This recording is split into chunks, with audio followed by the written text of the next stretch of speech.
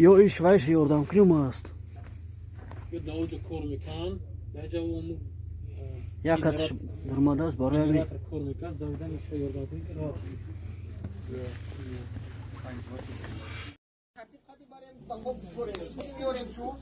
شما که یک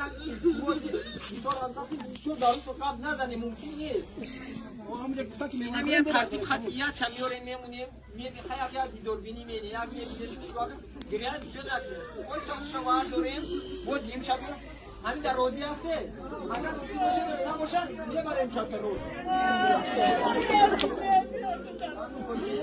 باید یک سال ببینیم که همه کتا با دست بیده اشنو با باید دوره اگه شما اشنو با بیتایی باره اگر خلقت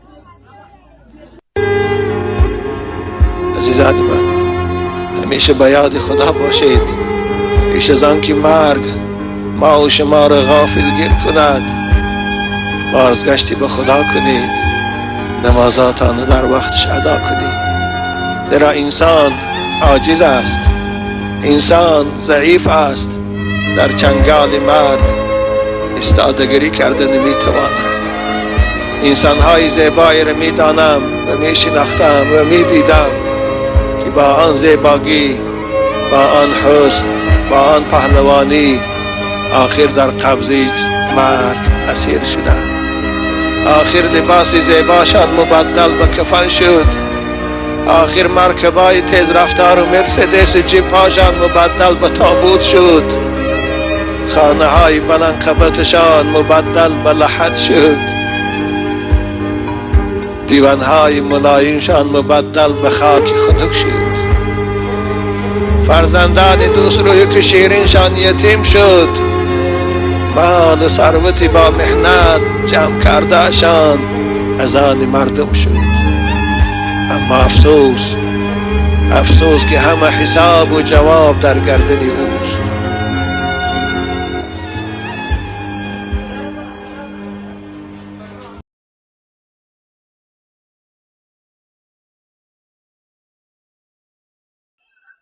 اگرچه نماز خیلی عبادت بزرگ است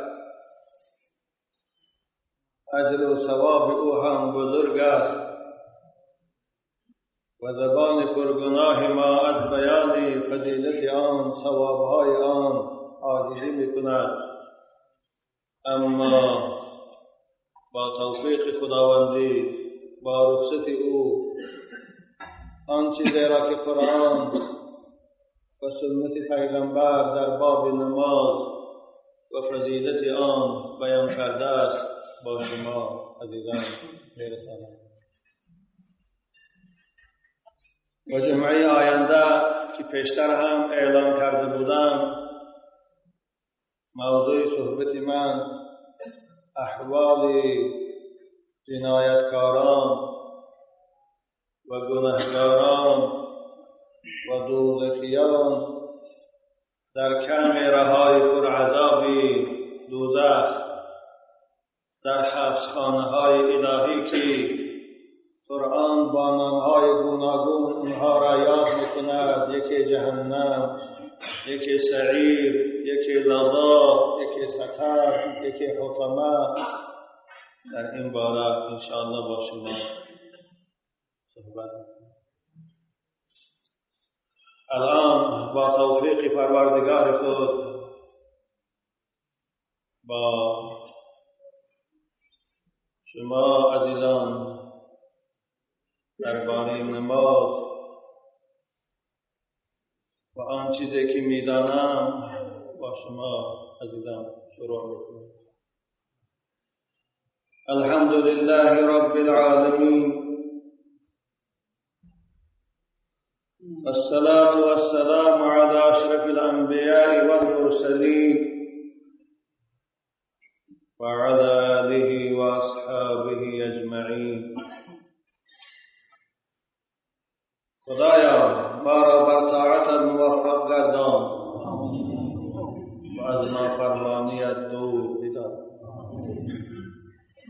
خدایا ما را از آزاد شدگان آتش دوزخت گردان و از جمله مقبولان درگاهت شما.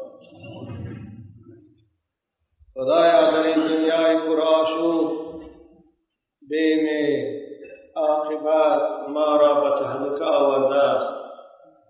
خدایا عاقبت کار ما را به خیر گردان.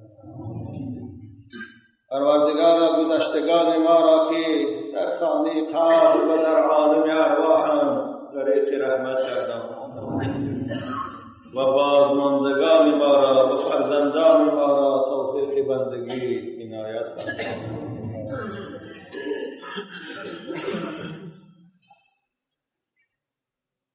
نماز مهمترین عبادت است در اسلام بعد از توحید. نماز عبادت است که در هیچ حالت از بنده ساقط نمی شود. نماز مهمترین وصیت است که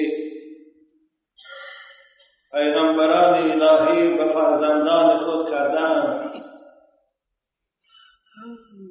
که قرآن به این گواه است. نماز خشنود کننده رحمان است و شکننده قامت شیطان است. نماز راز بنده مومن با خداست.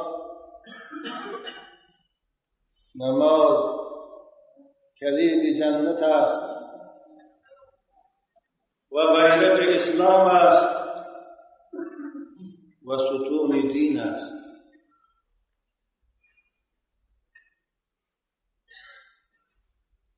نماز رابطه و علاقه بنده با خدا است. نماز کارخانه انسانسازی است. انسان بد اخلاق را خوش اخلاق می نماید. انسان معنوی دنیوی را انسان معنوی و خداشناس می گرداند.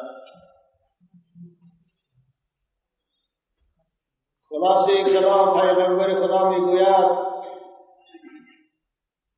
العهد الذي بيننا وبينهم الصلاة.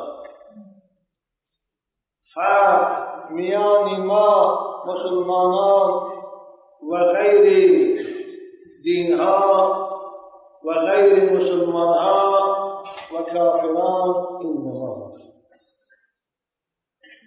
هر کلام این ترجمه حدیث رسول اکرم است. پیغمبر خدا میگوید امت اسلام با نماز از کافرها فرق میکنند. این حدیث صحیح است. انسانی که نماز میخواند و از کدام ملتی نباشد، از کدام قومی نباشد، صاحب کدام زبان نباشد، او مسلمان است، او بنده خداست، او صاحب جنت است. انسانی که نماز نمیخواند او از کدام قوم و ملتی نباشد، ولو عرب باشد، اگرچه نسب پیغمبر باشد، اگرچه سید زاده و کلام زاده باشد، او کافر است. این فرق است که پیغمبر برای تمام جامعه بشری اعلام کرده. العهد الذی بیننا و بینکم الصلاة. در روایت دیگر حضرت می‌فرماید بین العبد و بین الكفر ترک الصلاة. یعنی سرحد و مرز بین بنده مومن و بین کفر نماز است. کسی نماز می‌خواند او مومن است، کسی نماز نمی‌خواند او حق ندارد که من مسلمان است.